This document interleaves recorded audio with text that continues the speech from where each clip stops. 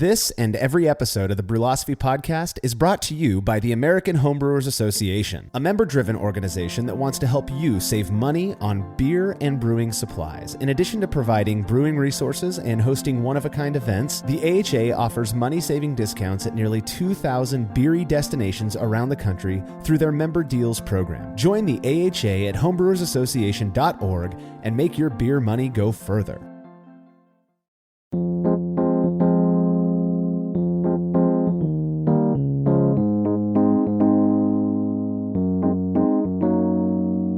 When it comes to beer, oxygen is generally viewed as being detrimental, as it purportedly increases the rate of staling, which has the consequence of reducing shelf stability. However, there's one point in the brewing process where many believe the introduction of oxygen is crucial to producing the highest quality product.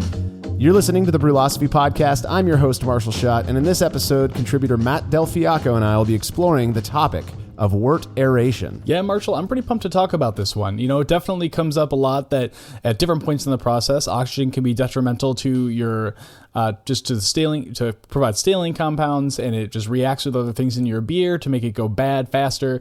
And obviously we all hear a lot about like hot side aeration, but there's a phase at which we do definitely want that ingress of oxygen in our wort to a certain degree, and it is necessary just for yeast health. Yeah, well, and it's funny, you know, like I remember there are so many funny things. I think they're funny because people invest a lot of energy in making sure that their wort is well aerated. I've seen folks who have, rather than just having a single fermentation bucket, you know, they have two that they transfer the wort back and forth to. You know, and I think some people are surprised given how often I brew and how much of what I brew kind of goes public.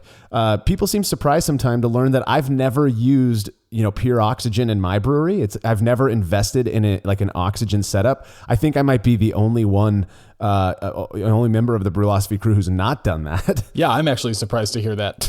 Yeah. Hey, well, there you go. You know, over the years though, you know, I've tried pretty much every other wort aeration method there is out there, all motivated by this belief, that I had that it made a difference, you know, but did it? I guess, you know, that's the question of the hour. Yeah. Speaking of aeration, this is something that typically occurs after the wort has been transferred from the kettle to a fermenter, a task I easily accomplish using my quick clean take apart ball valve from Brewers Hardware. Not only are they way easier to clean than standard 2 or 3 piece ball valves, but they're durable. I've had no problems with leaks or anything else over the last 3 years of heavy use. Offering a bunch of high quality, hard to find fittings at a reasonable price with fast shipping, Brewers Hardware is sure to have what you're looking for. They even offer custom welding for those creative projects you've been pondering. Check them out at brewershardware.com or give them a call at 714-891-1150. They're located in Southern California. And don't forget to let them know who sent you.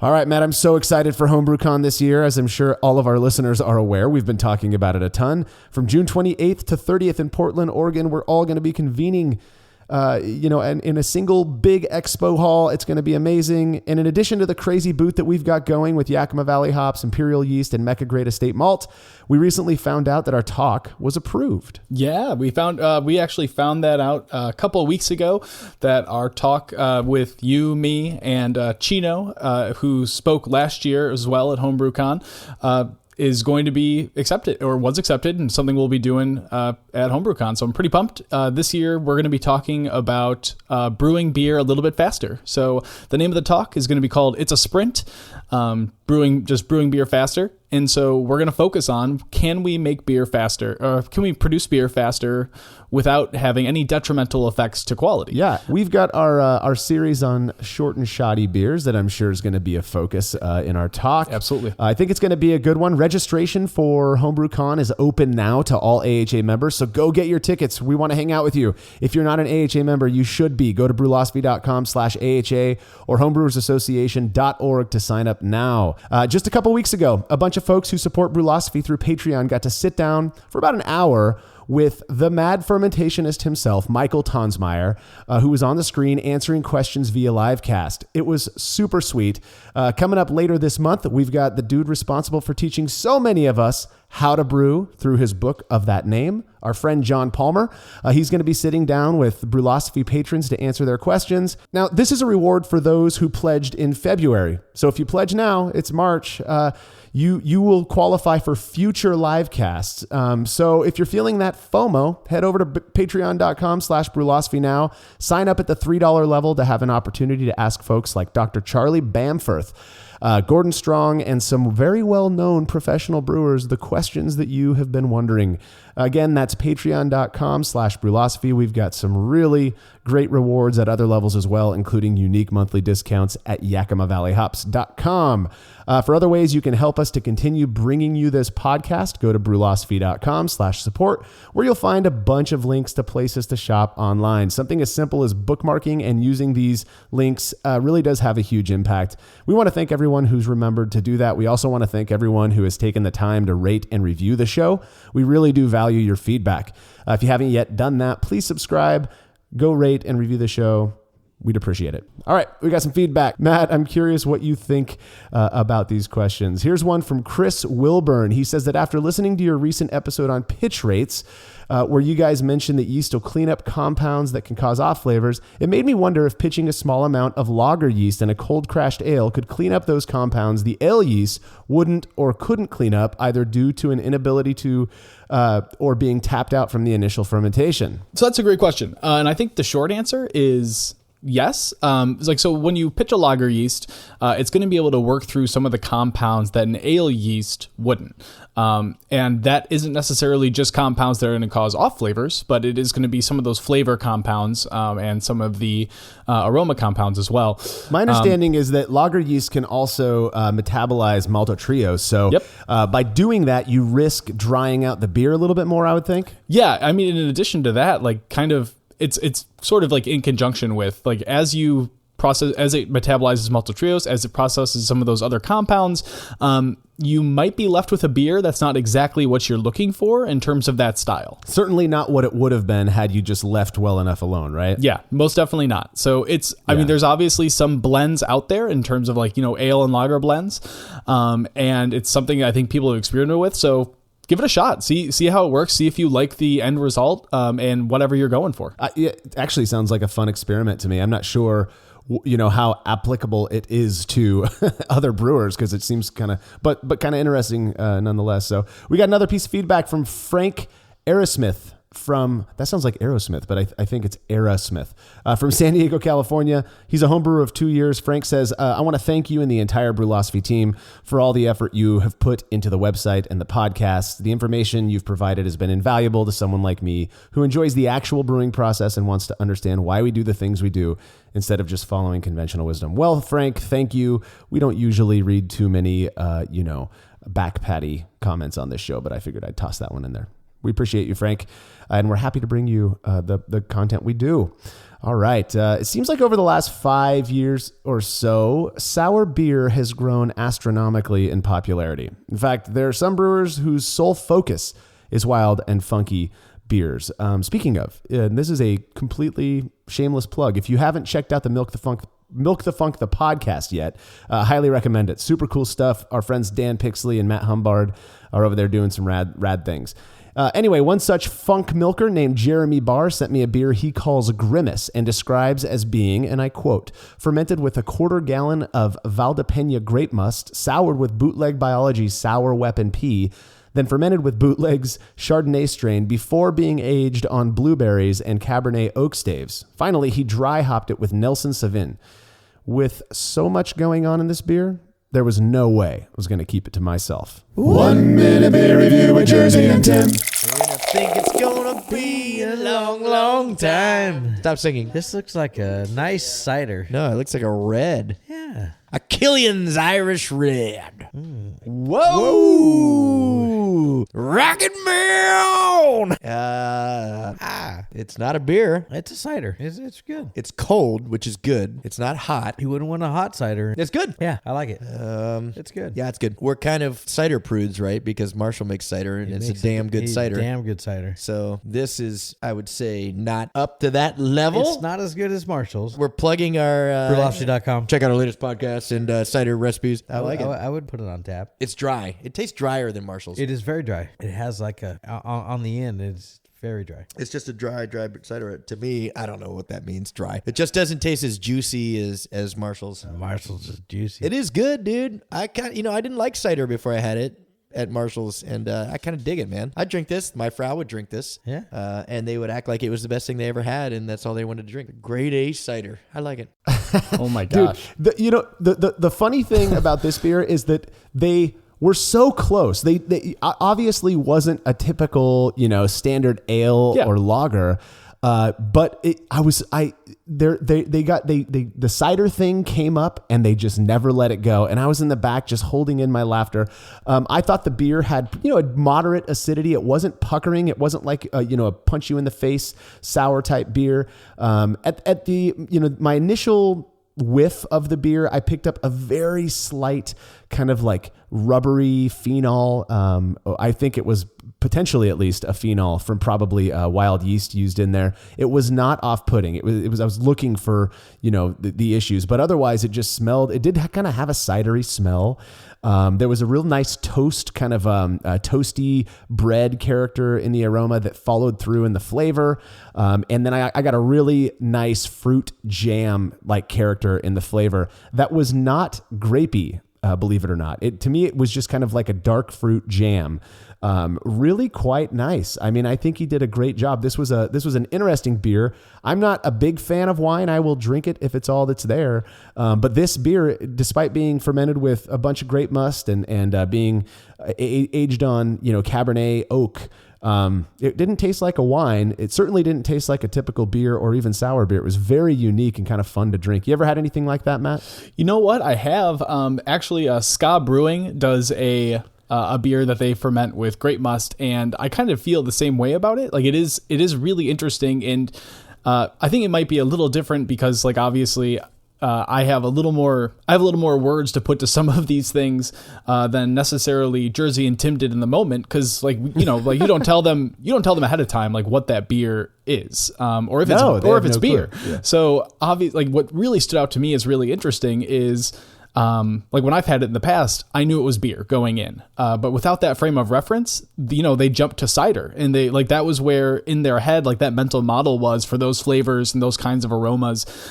So I thought that was super interesting, and they liked it, which is amazing and not as frequent. So that's awesome. Like, I love it. This is probably one of my favorite reviews. It was great. Hey, listen, we're these reviews really are changing these two men who at one point knew so little about this thing that we all love. Well, if you want to have your beer featured on the 1 Minute Beer Review with Jersey and Tim, remember, you have to have a backbone. They don't love everything. You can email me, Marshall@Brülosophy.com, and we'll get you all set up. I really do appreciate everyone who sent stuff in. You are very brave. Anyways, we got to take a quick break. When we get back, we're going to be talking all about Wort Aeration.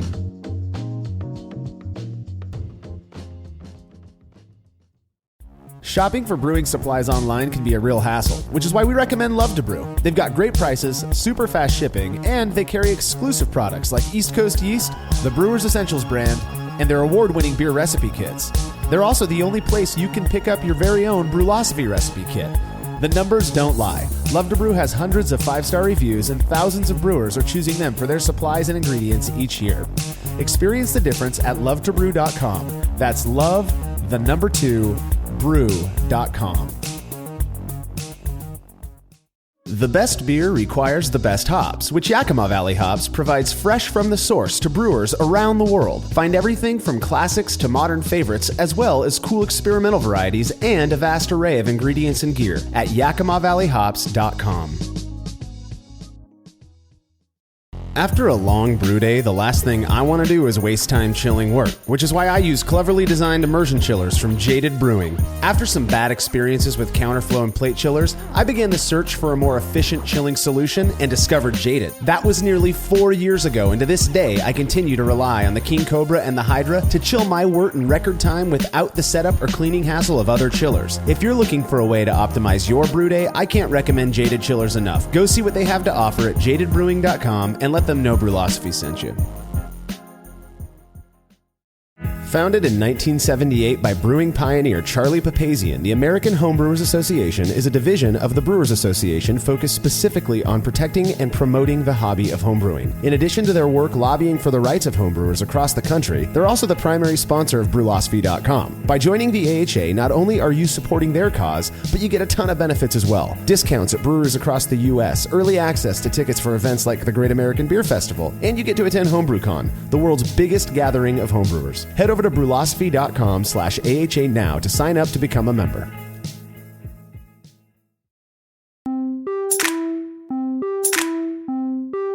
There are a bunch of things brewers do with the hope of improving their beer, and most of them serve at least a couple purposes.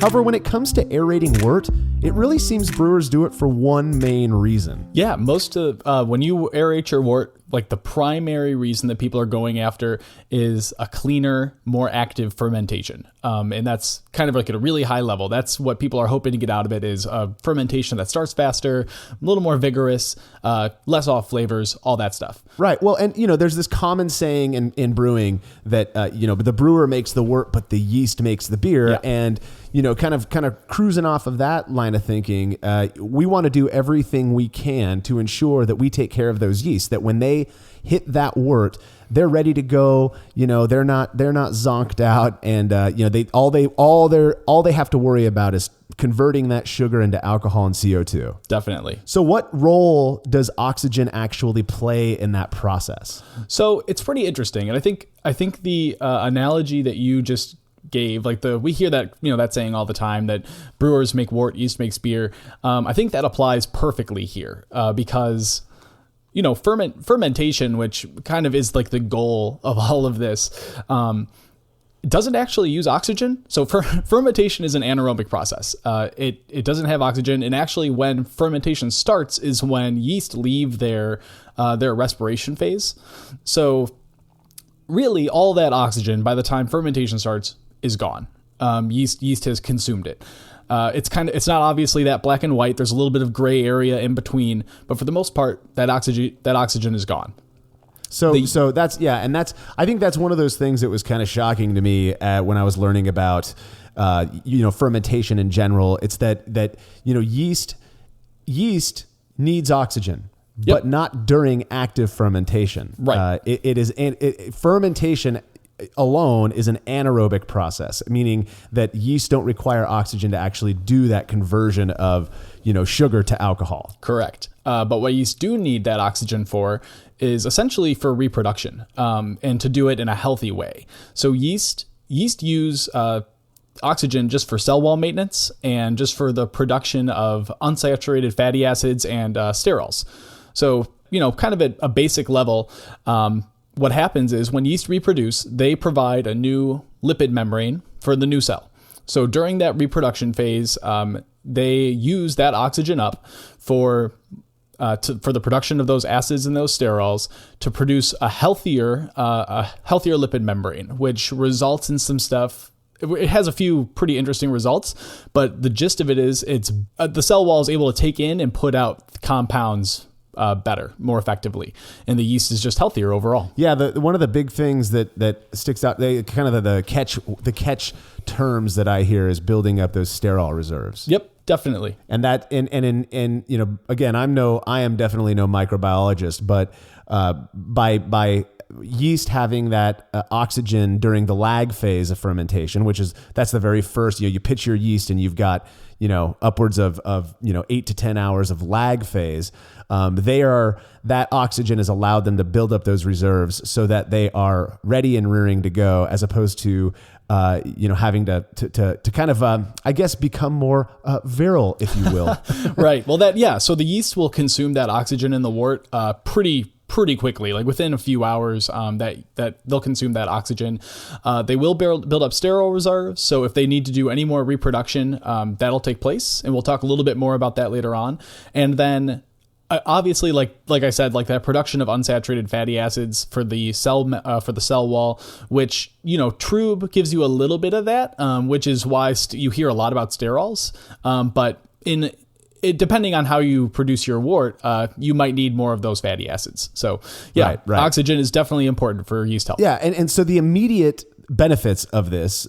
I mean, and chime in here if I'm off on this, but I think kind of the most immediate benefit is that if you have a well oxygenated wort, we're going to simplify this, and you pitch yeast into that well oxygenated wort, you are going to see, or ostensibly you're going to see a quicker start to fermentation, and that fermentation is going to be perhaps a bit more active than if that wort hadn't been oxygenated, which is going to reduce the amount of time that wort has to sit without alcohol in it, which is it's going to keep it from spoiling.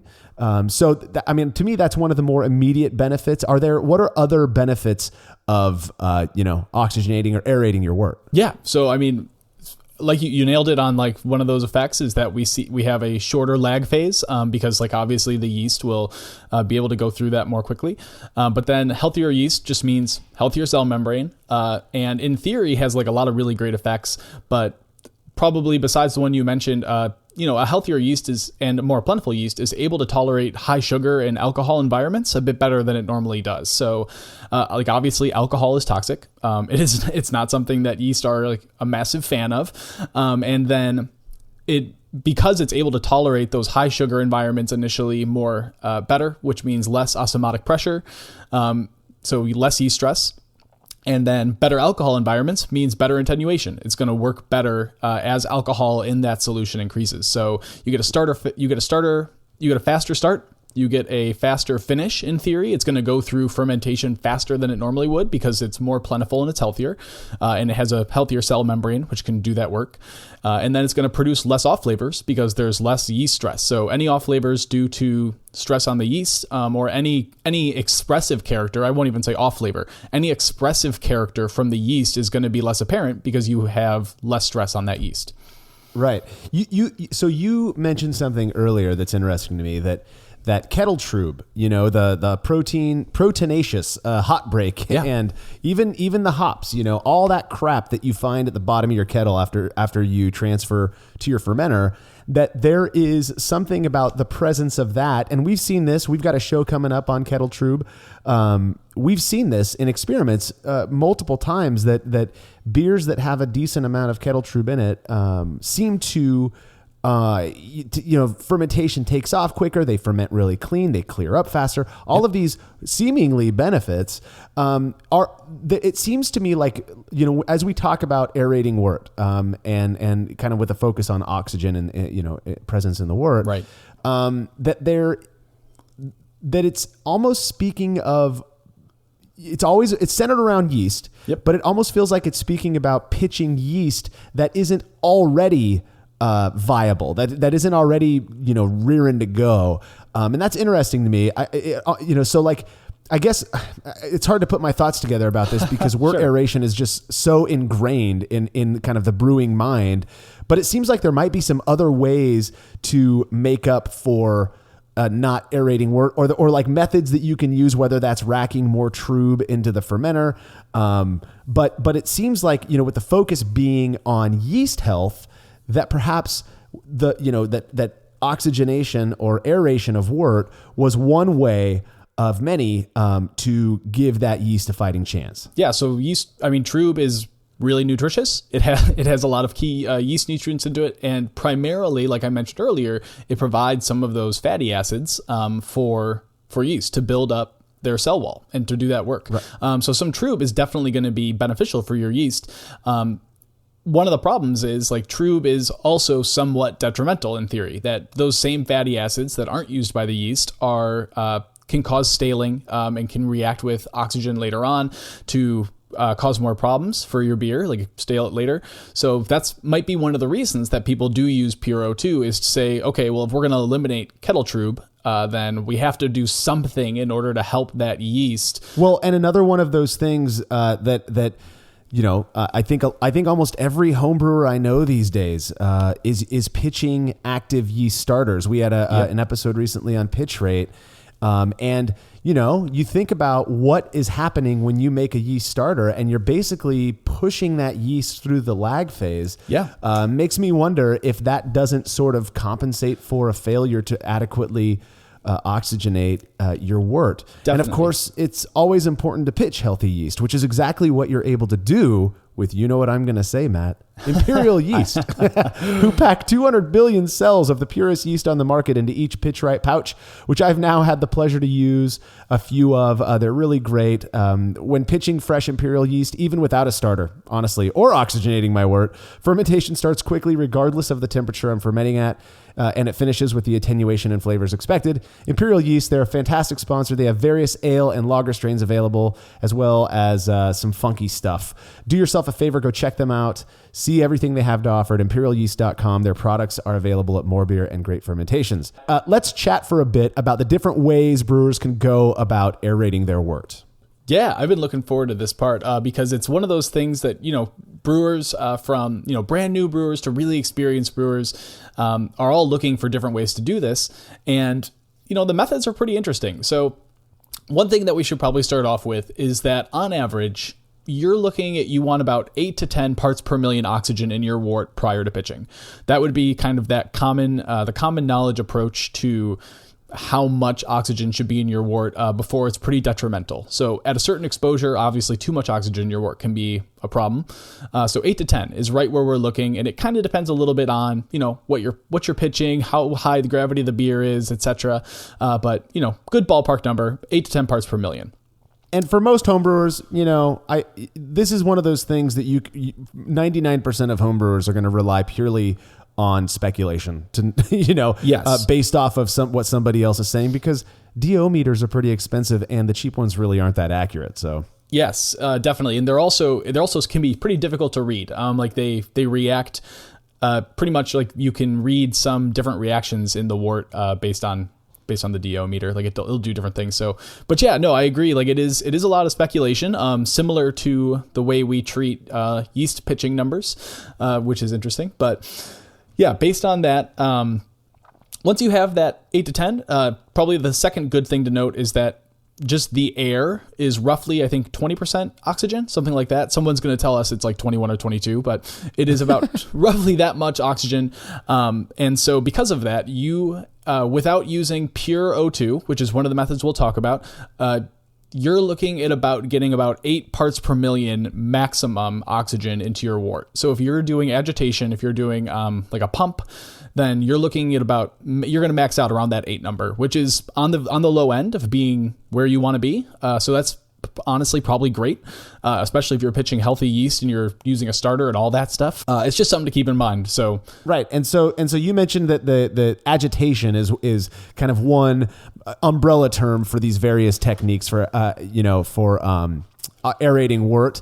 I know that the way I do it nowadays is real. I'm going to be honest. I don't really think very much about it, but the way I chill, I use an immersion chiller, and the way I chill my wort introduces a ton of air, which I have to imagine is at least saturating up to that, close to 8 ppm of dissolved oxygen.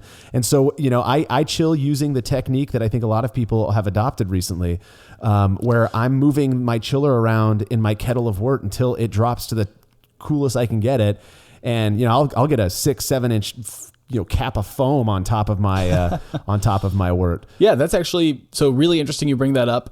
So yeah, that chilling technique, like once your wort is chilled a little bit more, like you don't want to disturb it too much when it's still pretty hot, just based on best practice. But once it's chilled and you use that agitation, kind of similar to shaking in the fermenter, that after a couple minutes. Most research will show that you get about like 3 to 4 parts per million oxygen with a couple of minutes of agitation. But once you go, 5, 6, 7 minutes, then obviously you're introducing more. Kind of the same thing I know I've seen in actually your photos before, is the wort spray aerator, which is an attachment for the lines that once you rack into a fermenter from, it's a piece of plastic that distributes wort and really agitates it when it's getting racked into the fermenter. Yeah. So one of the things with that issue, one of the big cons to using the wort spray aerator in my experience is that if you're doing it into a wide mouthed fermenter, that spray won't to leave the area that you want it to go. So it can be pretty messy. If you're doing it into a carboy, it's quite pretty good solution. Yeah, definitely. One of the other things for agitation that I do is splashing during transfer. And that can get you anywhere from, a range of 4 to 8 parts per million, depending on how much agitation you're actually introducing, which all of these agitation methods, that's your clause, right? More agitation is going to mean more parts per million oxygen, up to 8. Right. Exposure to that air that's just kind of ambient that's there. Yep. So I do that as well.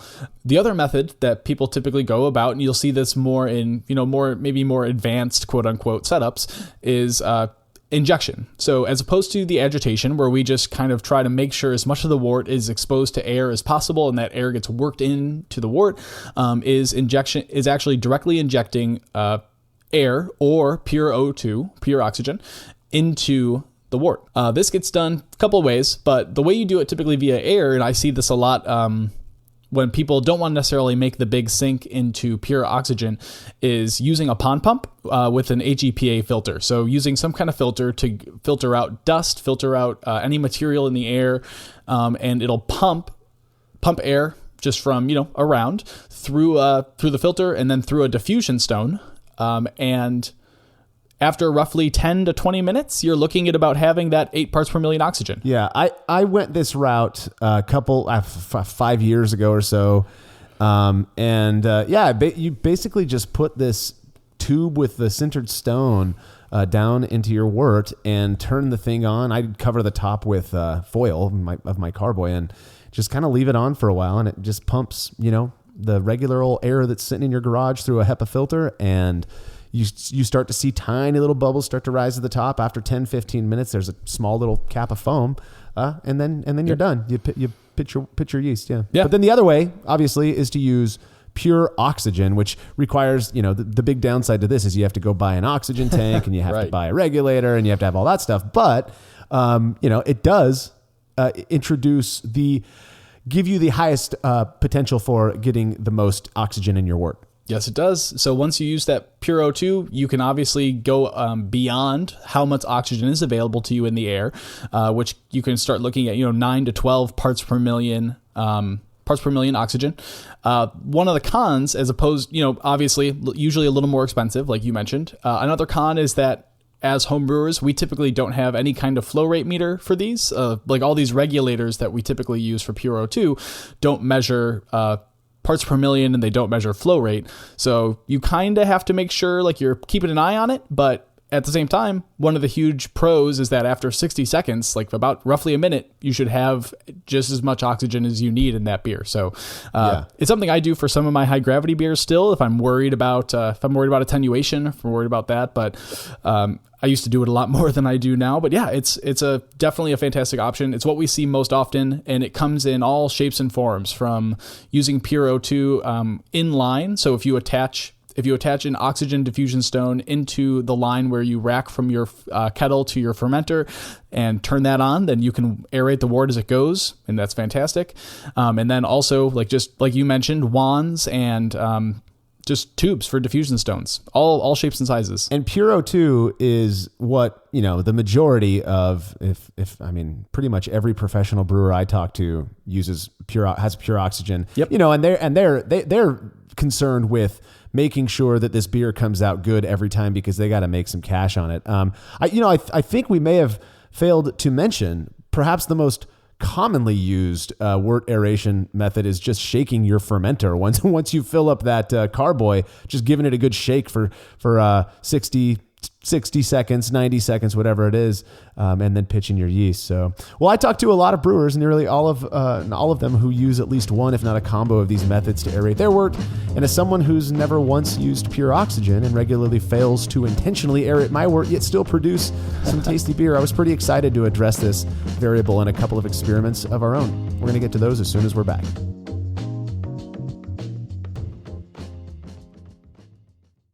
When dumping wort-soaked grain and leftover low-gravity wort while cleaning up after a brew day, do you ever wonder what your true efficiency would be if that wort made its way to the kettle instead? Using the brew bag, a fabric filter for all mash tuns and brewing methods, allows you to capture every last drop of wort. Not only does this increase kettle efficiency, it lowers your grain bill, which saves you money. Throwing wort in the trash is like dumping a 12-pack down the drain and just doesn't make sense. Use the brew bag and leave no wort behind. I've been using these filters for a long time and recommend them to everyone. I never have to worry about a stuck sparge and cleanup is fast and easy. Go grab yourself a brew bag fabric filter at brewinabag.com and be sure to use code TBP17 at checkout to get a discount on your order.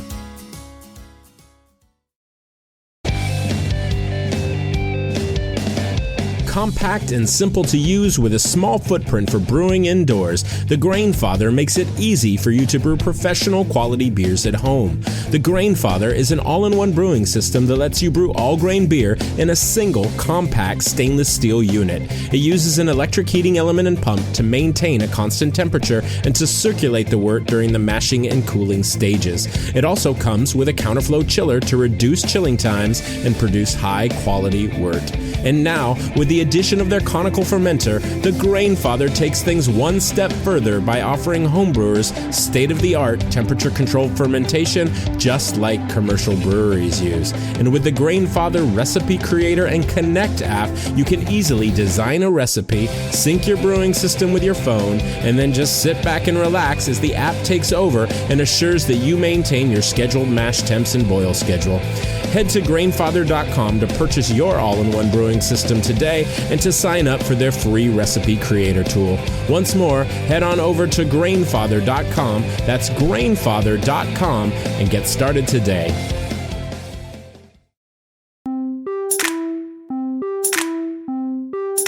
As I mentioned at the end of the last segment, probably the most commonly used method for aerating wort by homebrewers involves simply shaking their fermenter after racking wort to it, which is what contributor Ray Found put to the test. Yeah, so Ray did the very first aeration experiment back in 2015. He made actually a version of the Lil Slack APA or IPA, which is on the site.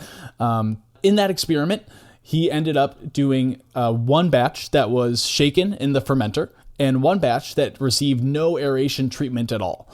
Right. So he made a 10-gallon batch of this beer and split it equally. So everything was identical about these worts when they went into the fermenter. And if I recall correctly, he actually bottom filled the no shake batch to Yes, reduce any oxygen pickup. And then he shook the other one vigorously for like 90 seconds or 3 minutes or something like that. Yes, he did. He did it for about 3 minutes, and just in theory, because of that, he should have at least around 3 to 4 parts per million oxygen. So, kind of a little bit of a difference there. And after that, like, he didn't see too many noticeable differences in fermentation, which is not what we would have expected. Pretty interesting. Right. But what was also interesting is that when he ended up serving this to participants, he had a grand total of 7 people participate. And Ray pulled a Ray again. I think this might have been the first time Ray pulled a Ray. That might have been where the saying came from. Yeah, coined the term pretty early on, actually. So, well, one thing I thought was interesting too, before he collected data, was he had to check use his hydrometer to check the specific gravity to make sure they were done. And both of the beers finished at the same FG. I would have expected maybe a little bit better attenuation out of the aerated batch, because it seems to matter. And one thing to keep in mind is that, he did pitch active yeast starters into both of these beers as well. Yes. But yeah, so he moves on and he serves these beers to 7 participants, and then he goes and drinks the rest of the beer without paying mind to the fact that we still needed to collect more data. But out of those 7 participants, only one person selected the unique sample in the triangle test, which, that's pretty telling. I don't want to extrapolate too much, but if you multiply that by 3, that's only 3 out of 21 people. It's really much lower than what we would have expected if this was going to turn into a significant experiment. Yeah, definitely it was. And I agree with you. Like, I don't want to extrapolate too much from that sample size or, do anything like that. But it is really interesting that Ray himself said that, like, blind or not, like, he couldn't tell these beers apart at all. And it is also really interesting just kind of going into it, like what may have accounted for that difference. So I'm really interested in the fact that we continued to test this variable, because this is just not what we expected. Right. Well, our homeboy down in Southern California, Greg Foster, who unfortunately isn't able to brew for us these days because of health issues, he decided to kind of replicate this one because he just couldn't quite understand how, Ray's experiment produced the results it did. So what he did is he compared two, he did the same thing. He 9-gallon split batch of cream ale into 2 different carboys. One of them was shaken. The other one was hit with pure oxygen for 2 minutes. So he shook the shaken batch for 90 seconds, 2 minutes pure oxygen in the other one. And then he fermented in kegs. So he was unable to observe whether there was whether the oxygen batch started fermenting earlier. He said that when he went back to check on them, that they were bubbling at about the same rate. So nothing big there. And then ultimately when the beers were done, they finished similarly to Ray's with the same exact finishing gravity of 1011. No differences there. They looked the same. So when they were done, he served them to 21 people at a homebrew club meeting, which we would expect 12 of those people to identify the unique sample in the triangle test in order for us to say that it was significant, that there was a distinguishable difference between these beers. But in the end, only 9 people got it right, which means these beers were probably more similar than they were different. This one was way more interesting to me because based on Ray's prior experiment, doing nothing versus shaking will introduce a couple parts per million. But we could maybe assume that they'd be under somewhat similar stress, based on just yeast pitching rates that he used to starter, all those things. And I think this one starts to kind of tickle the conventional thing. Like, wait a minute, Yes. pure O2. Definitely. People are dropping $100-$150 on these things, on these setups. Why isn't it showing us that, why isn't it proving to be, a player in this game? Why isn't that beer at least different? Not better or worse, but at least a little bit different. And it wasn't. And one of the big arguments that people gave was, well, you made a cream ale, dude. Those are like low OG, Right. low flavor. You probably didn't even need to use O2 in that. I mean, I know a lot of people who are using pure O2 in low OG beers. Yep. Well, I mean, and not to be never to be one who is going to cave to that criticism. Greg did another one of these experiments where he made a barley wine with an OG of 1100. So we down by me would be 1.100. And he did that with nothing versus pure oxygen. So really, really pushing that variable of absolutely no inclusion versus the oxygen exposure. Because it's a high gravity wort, we can think that maybe the beer that had nothing done to it is actually going to have even less parts per million oxygen than Ray's nothing one would, because as a higher gravity wort, oxygen is less soluble in it. So that's one of those that introduces another interesting variable. So Greg made some starters. He brewed these beers in exactly the same way, and ultimately came out with a barley wine that did in fact have that final gravity difference that we would be expecting. I think which is somewhat validating in the sense like, oh look, it does look, there's something did happen, but at the same time, it was contrary to the other things we'd seen. Well, and the thing is that gravity difference. Okay, we're starting with an 1100 OG wort. That's huge. Yep, definitely. It's a big old beer. For me, these beers attenuated basically the same. 1024 FG for the no O2 batch. Correct me if I'm wrong. And then 1021 FG for the batch that was hit with pure O2. Yep, you got it. A 0.003 specific gravity difference. I mean, even if the beers started at 1052, that wouldn't be something that I'd be terribly concerned with. Now, Definitely. It definitely could speak to the fact that pure oxygen had an impact and did encourage better attenuation. Well, after Greg made these beers, he went to Homebrew Club and he had a grand total of 36 people participate in this experiment. And at that sample size, he would have needed 17 people to correctly identify the odd beer out in order to say that this was significant. And at the end of the day, only 16 people were able to get it. Oh, but that's so close. But that's not how stats works. It is really close. And I totally understand if people want to look at this and maybe manipulate their own p-value to make this meaningful. Sure. But again, at the end of the day, only 16 out of 36 people were able to identify the unique sample. And that's less than half. That means 20 people weren't. They tasted the same to 20 people, to a majority of the people. Which at this point we're looking going, Shaken doesn't seem to have a huge impact. Pure O2 versus shaken doesn't seem to have a big impact.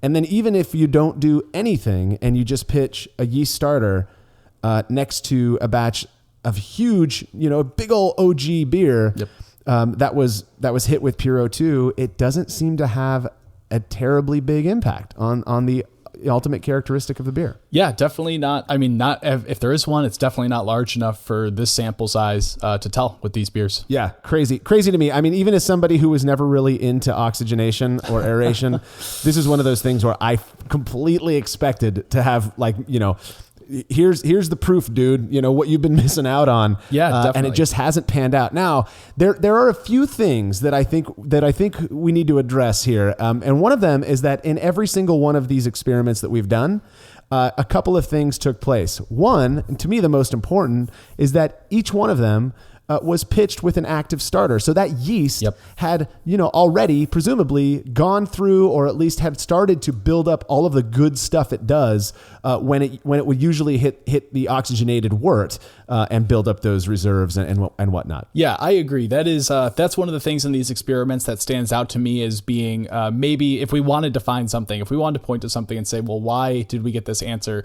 That would be the biggest one where, when you make a starter, you're not putting an airlock on it. And the reason for that is because yeast is going to use that oxygen to go through its respiration phase, to reproduce, to build up some of those reserves with all the nutrients in the wort, and it's going to get to a healthy, what we would call a healthy pitching rate. Which don't tell Jake I said that.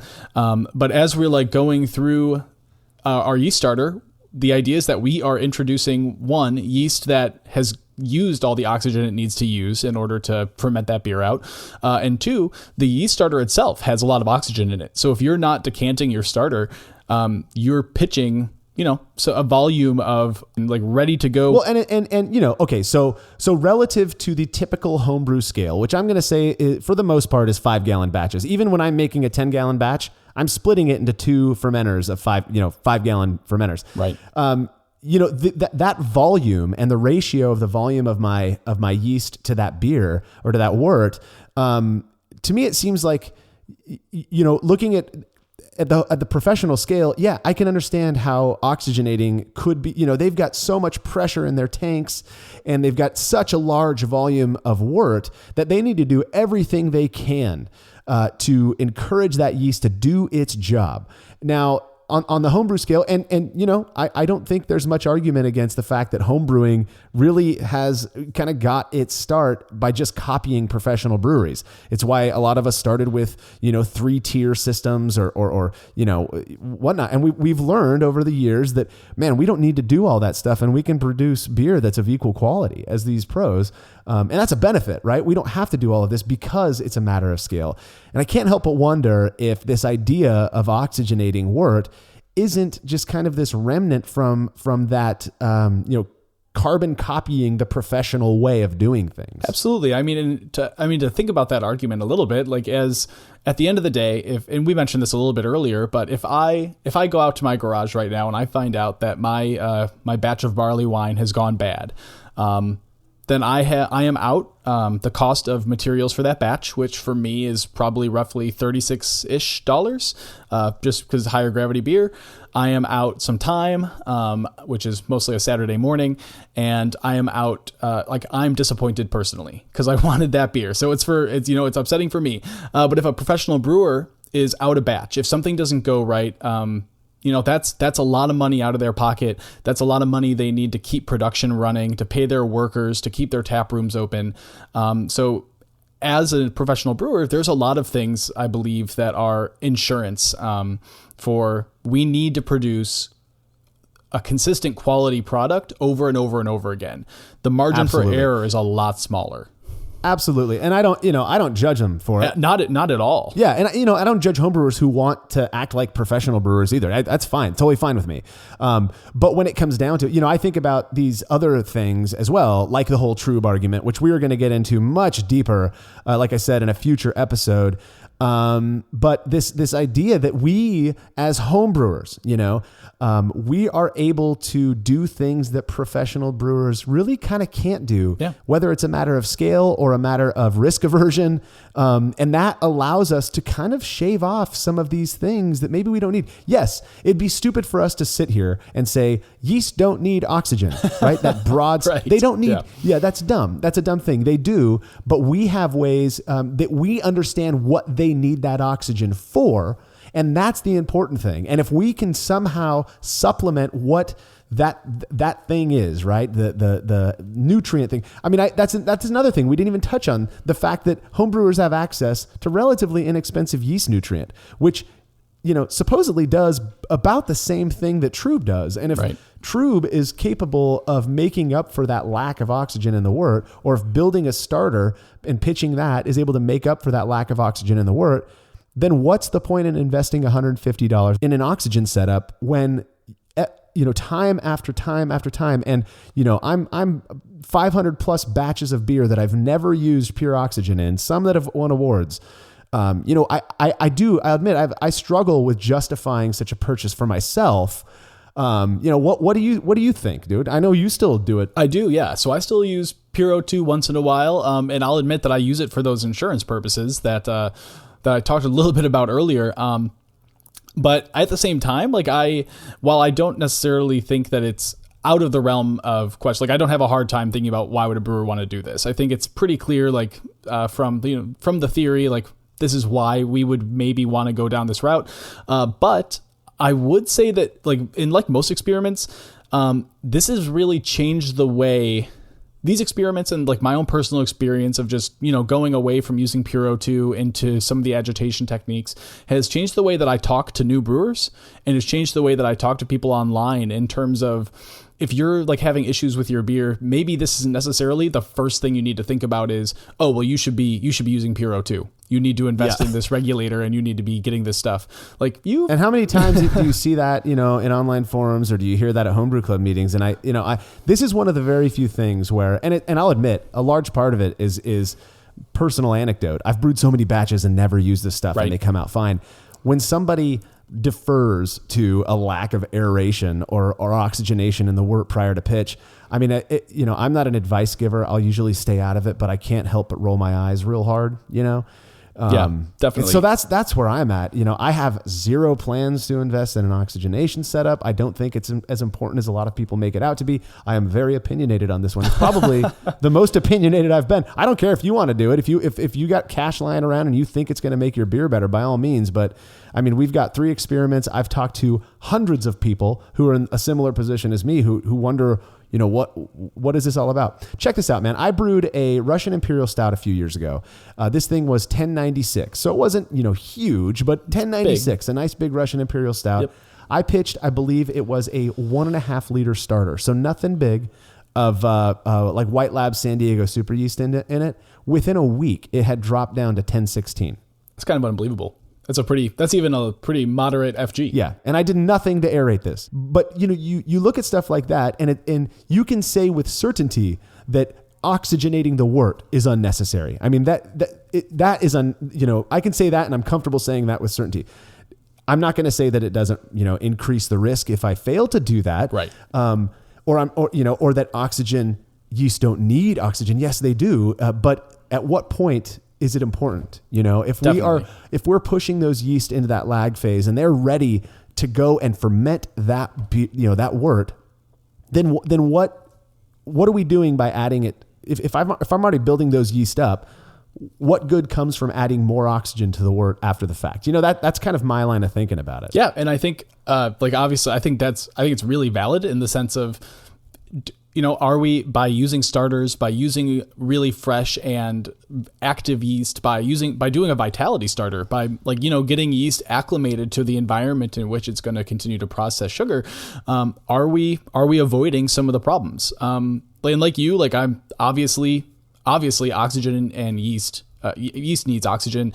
Oxygen does something to a finished beer. I'm not going to make that argument, but I do think that, are we doing things somewhere else in the process that is compensating for some of those problems? Yeah. Well, and I think we are. I mean, I think we have brewed enough beers with certain processes, whether that's high trub or, pitching yeast starters, pitching a proper cell count, all of that stuff that seems to suggest, both experientially and I think, we've observed it, that oxygenation isn't, I don't want to say this because people are going to, you know what? Maybe oxygenation doesn't need to be in the top 5 most important things to take care of, Sure. In terms of oxygenating or aerating your wort. Those little wort spray aerators, I think are $2 at More Beer. If you're really concerned, I don't even use that anymore. I honestly, when I'm racking from my kettle to my, I use those stainless steel, brew buckets from SS Brewtech. I just dangle the tubing in there and let it fill up. And when it gets to 5.5 gallons, I pull it out and I put it in my fermentation chamber and pitch the yeast. I mean, I don't make any effort, but I'm pitching often either vitality or standard viability starters.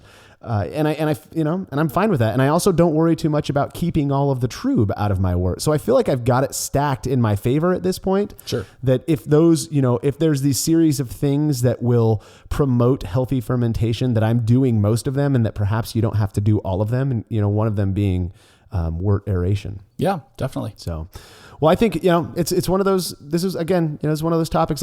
Matt, I'm judging you and everyone else who, uses oxygen. I'm just kidding. No, it's all right. You just produce your crappy beer and I'll do my thing. That's fine. Hey, listen, my crappy beer is not as crappy as your crappy beer. That's probably true. All right. Well, to read more about these experiments and all of the other stuff we're up to, you can head over to Brülosophy.com.